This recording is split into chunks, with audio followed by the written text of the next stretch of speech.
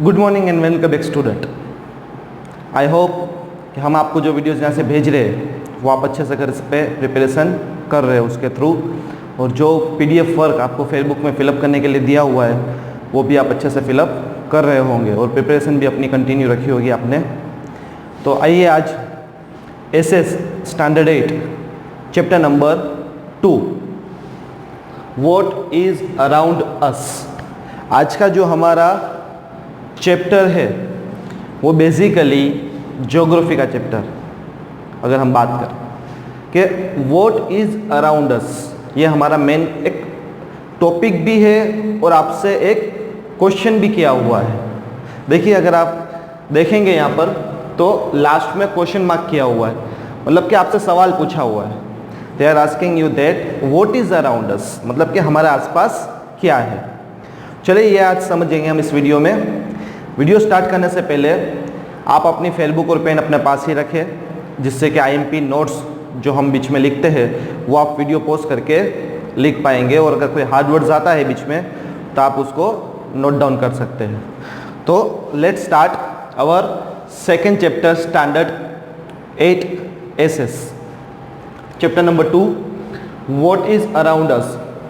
अभी first paragraph में इसमें कहा गया है Dhanveen was roaming in the garden with his mother while walking a question arose in his mind. जैसे कि हर एक चैप्टर में हम प्रीवियस चैप्टर के अंदर भी बहुत से चैप्टर्स के अंदर एक स्टूडेंट का कैरेक्टर, एक बच्चे का कैरेक्टर वो लेकर आते हैं, तो यहाँ पे भी वो एक कैरेक्टर लेकर आए जिसका नाम है धनवीन। वो गार्डन के अंदर उसकी मम्मी के साथ घूम रहे थे, तो घूमते घूमते सडनली उनके दिमाग में, उनके माइंड में एक क्वेश्चन आया। देखिए, Dhanvi asked his mother what is land made up of. Dhanvi ने अपनी मम्मी से क्या पूछा कि लैंड है, जमीन है, वो किस चीज़ से बना हुआ है। जमीन है, लैंड जिस पर हम चलते हैं, वो किस चीज़ से बना है, what is made up of question किया हुआ है।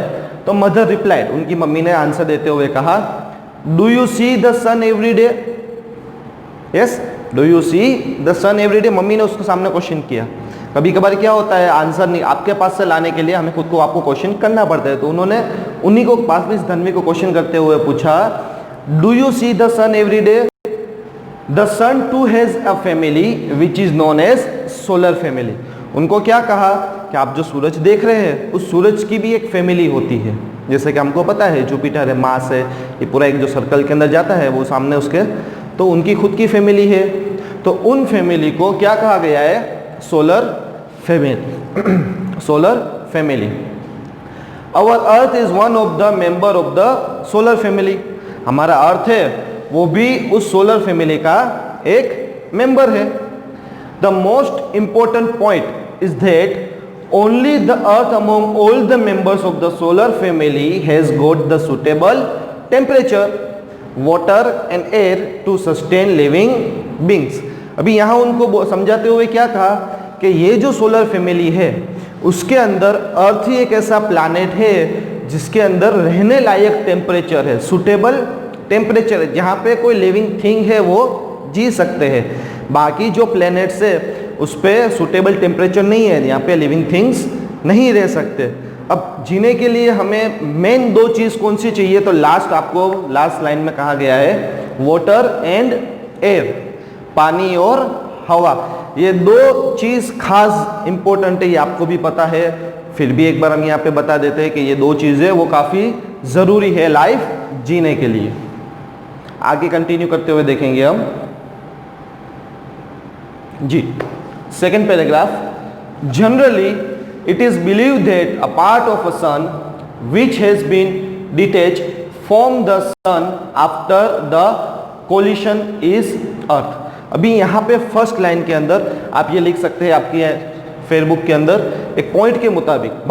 ऑलरेडी ये चीज़ आई थिंक हमने क्लास में डिस्कस कर ली है, नहीं की है तो भी आपको यहाँ समझा देता हूँ कि generally it is believe that, ये माना जाता है कि जो सन है, part of sun which has been detach from the sun after the collision, मतलब कि पहले क्या होता, जो अर्थ है ना वो सन का एक पार्ट था, जब वो ब्लास्ट हुआ तो अर्थ है वो सन में से अलग हो गया, उसके भाग में से अलग हो गया, अलग होके दूर चला गया।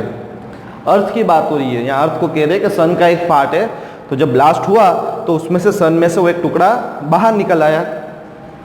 At the time of its origin it was in the form of fire ball. अब यहाँ क्या कहा गया है कि जब ये अलग होके निकला, अर्थ का एक पार्ट, सन में से एक पार्ट अलग होके निकला, तो वो क्या था, तब एक आग का गोला था, फायर बॉल था, आग का गोला। This fire ball started to cool down slowly. जब ये आग का गोला धीरे धीरे ठंडा होने लगा, स्लोली स्लोली क्या होने लगा, कूल डाउन होने लगा, ठंडा होने लगा। Many elements of the earth got transformed into liquid and further into solid form. जब वो आग का गोला, हमारा अर्थ जब आग का गोला था, जब वो ठंडा होने लगा तो उसमें से बहुत सी एलिमेंट्स निकले। कुछ एलिमेंट्स से वो लिक्विड फॉर्म में बन गए जिसको हम वाटर कहते हैं, कुछ एलिमेंट्स से वो सॉलिड फॉर्म में बन गए जिसको हम सरफेस कहते हैं, अर्थ की जो जमीन है वो। During this process the element which got transformed into solid are known as lithosphere. Video pause कीजिए और ये सेंटेंस है, लिथोस्फीयर का डेफिनेशन जो दिया गया है वो आपकी बुक में आप नोट डाउन कर लीजिए। क्या कहा गया है कि many elements of earth got transform into liquid are further into solid form. फिर ड्यूरिंग दिस प्रोसेस, ये प्रोसेस के दौरान the element which got transformed, जो एलिमेंट है जो ट्रांसफॉर्म हुई है, किस में, सॉलिड में, उन सॉलिड में ट्रांसफर होने वाले को क्या कहा गया है, लिथोस्फीयर। मतलब कि हमारी जो जमीन है उसको हम क्या बोलेंगे, लिथोस्फीयर। सॉलिड फॉर्म में वो लिथोस्फीयर है। आई होप आपने लिख लिया होगा ये पॉइंट। आगे कंटिन्यू करते हुए, the elements which got transformed into liquid are known as hydrosphere. ये भी आईएमपी पॉइंट आ गया फिर से, आपको ये भी यहाँ से वीडियो पोस्ट करके अपनी बुक में लिखना है सेकंड पॉइंट करके। क्या था सेकंड पॉइंट, कि जो एलिमेंट लिक्विड के अंदर कन्वर्ट हुआ है, हमने दो एलिमेंट की बात करी ना कि एक सॉलिड है एक लिक्विड है, तो यहाँ पे जो एलिमेंट लिक्विड में कन्वर्ट हुआ है उसको बोलेंगे हम हाइड्रोस्फीयर। राइट, ये आपके फेयर बुक में नोट डाउन कर लेना। उसके बाद the element which transform into gases came to be known as the atmosphere. अभी एक थर्ड एलिमेंट की बात हो रही है कि एक ऐसा एलिमेंट जो उस आग के गोले के टाइम पे ट्रांसफॉर्म हुआ गैस के फॉर्म में, तो जो गैस के फॉर्म में ट्रांसफर हुआ उसको कहा गया है एटमॉस्फेयर। आपका थर्ड आईएमपी पॉइंट, ये भी आपको अपनी बुक में नोट डाउन करना है। उसके बाद next, above all the living world which developed due to land, water and air came to be known as biosphere। अब हमने स्टार्टिंग से अगर आप देखें तो हमने तीन एलिमेंट, स्फीयर और थर्ड था एटमॉस्फेयर। तो ये तीनों स्फीयर, जब ये तीनों चीजें इकट्ठा होती है तो वो बनता है, एक और नाम दिया है आपको, देखिए बायोस्फीयर। यहाँ कहा गया है कि above all the living world which developed due to land, water and air came to be known as biosphere। ये तीनों चीज इकट्ठा होके कौन सा स्फीयर बनेगा, तो बायोस्फीयर। तो इस तरह से अगर हम देखें तो हमारे सामने चार स्फीयर आए। देखिए यहाँ पे लिखा है, in this way the four sphere came into exist on earth. इस तरह से हमारी अर्थ के ऊपर ये चार स्फीयर वो है एग्जिस्ट हुए, मतलब के बने हम कह सकते हैं। तो ये आपको पैराग्राफ अच्छे से समझ में आ गया। आपको अर्थ की एक छोटी सी हिस्ट्री, बहुत सी इसमें डीप हिस्ट्री है, लेकिन हम अभी एक, आपको शायद ये चीज़ भी नहीं पता थी, वो आज पता चल गई कि अर्थ है वो कई सौ साल पहले, कई थाउजेंड ईयर्स पहले वो एक आग का गोला था। उस आग के गोले में से वो कन्वर्ट हुआ, कूल हुआ, फिर उसमें से काफ़ी एलिमेंट्स बने, उसमें सरफेस बना, वाटर है, एटमॉस्फेयर है, एक्सेट्रा एक्सेट्रा। फिर इस पर धीरे धीरे है वो लिविंग बींग्स उस पर जन्म हुआ और उस तरह से अभी है जो हमारी प्रोसेस चल रही है। लेट्स कंटिन्यू करते हुए हम आगे देखेंगे। देखिए एक इमेज दे दी है यहाँ पर, इसके अंदर इन्होंने एक्सप्लेन किया है। आपके पास टेक्स्ट बुक है तो उसमें भी आप देख सकते हैं, नहीं है तो यहाँ पे आप क्लियर देख सकते हैं। इसमें देखिए लिखा हुआ भी दिया है, हवा है, एटमॉस्फेयर है, आसमान के अंदर इन्हें एटमॉस्फेयर लिखा हुआ है, पानी के अंदर इन्हें हाइड्रोस्फीयर लिखा हुआ है, यहाँ जमीन है वहाँ लिथोस्फीयर लिखा है। ये तीन का कॉम्बिनेशन बन के बायोस्फीयर बनेगा। बायोस्फीयर समझ लेना है कि ये तीन का कॉम्बिनेशन है, उसको हम बोलेंगे बायोस्फीयर। अभी हमने ये पॉइंट समझे कि लिथोस्फीयर क्या है, हाइड्रोस्फीयर क्या है, एटमॉस्फेयर क्या है, बायोस्फीयर क्या है। सिर्फ एक एक छोटी छोटी लाइन का हमने डेफिनेशन लिया है। अब थोड़ी और पॉइंट इसके लेते हुए हम ये पैराग्राफ स्टार्ट करेंगे। तो पैराग्राफ नंबर 1 है हमारा lithosphere. The sphere on which we live is known as lithosphere. जो स्फीयर में हम रहते हैं उसको हम क्या बोलेंगे? Lithosphere. Litho means IMP point आ रहा है, पहला समझ लीजिए फिर वीडियो पॉज करके लिखना। ये लिथो मीन्स रॉक। लिथो का मतलब क्या होता है? रॉक यानी कि पत्थर। And sphere means layer. Sphere का मीनिंग क्या है? लेयर यानी कि परत, ऊपर की परत जो होती है उसको लेयर बोलते हो, आपको पता है। तो litho means rock and layer means sphere means layer, तो इसको हम बोलेंगे लिथोस्फीयर यानी कि सरफेस, जमीन। उसके बाद the upper layer of the earth is made up of soil and solid materials like rock. जैसे कि ऊपर की जो लेयर है हमारी वो एक सॉलिड फॉर्म की, एक रॉक की, पत्थर की बनी हुई है। Approximately 29% of the surface of the earth is covered with lithosphere. यहाँ पे भी ये आपको आईएमपी नोट के फॉर्म में अपनी बुक में लिखना है कि लिथोस्फीयर का जो पार्ट है अर्थ के ऊपर वो कितने परसेंट है, राइट? कितने परसेंट? अगर कोई आपको क्वेश्चन करता है कि जमीन है, सरफेस है, वो अर्थ में कितने परसेंट है, तो उसमें आप बोल सकते हैं उनको कि जो हमारे अर्थ पे जमीन है वो 29% है। 100 में से 29% है वो क्या है?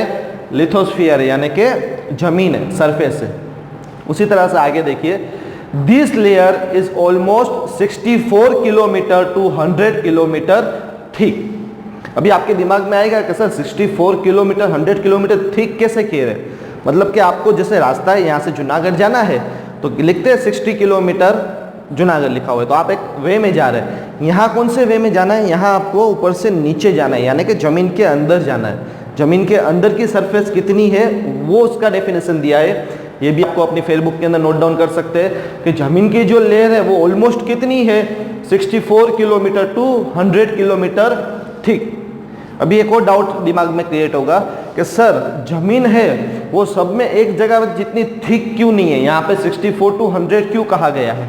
तो उसके पीछे का भी रीजन ये है कि हमारी जो सरफेस है, अर्थ की सरफेस है, वो एकदम प्लेन नहीं है। एग्जाम्पल लेंगे आप, तो आप कहीं रास्ते पे जाते हैं तो कहीं आपको ऐसे चढ़ान वाला रास्ता मिलता है, कहीं आपको ऐसे ढलान वाला रास्ता मिलता है ना। कभी कभार साइकिल चलाते चलाते चढ़ान आएगी तो हम चलाते चलाते थक जाते हैं, न कभी ढाल आती है तो आराम से हम पैडल भी नहीं मारते, साइकिल अपनी वे में चली जाती है। क्यों? क्योंकि उसकी जो सरफेस है वो लो है, किसी की सरफेस है वो हाई है।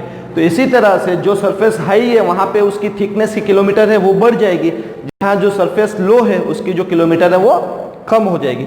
लेकिन अंदाज़ा ये लगाया जा रहा है कि मिनिमम 64 किलोमीटर रहेगा और मैक्सिमम 100 किलोमीटर जैसी थिकनेस रहेगी। ओके, कंटिन्यू करेंगे। The thickness of the lithosphere is not the same everywhere on the earth. ये मैंने आपको समझा दिया, हर जगह पे ये सेम नहीं रहेगा।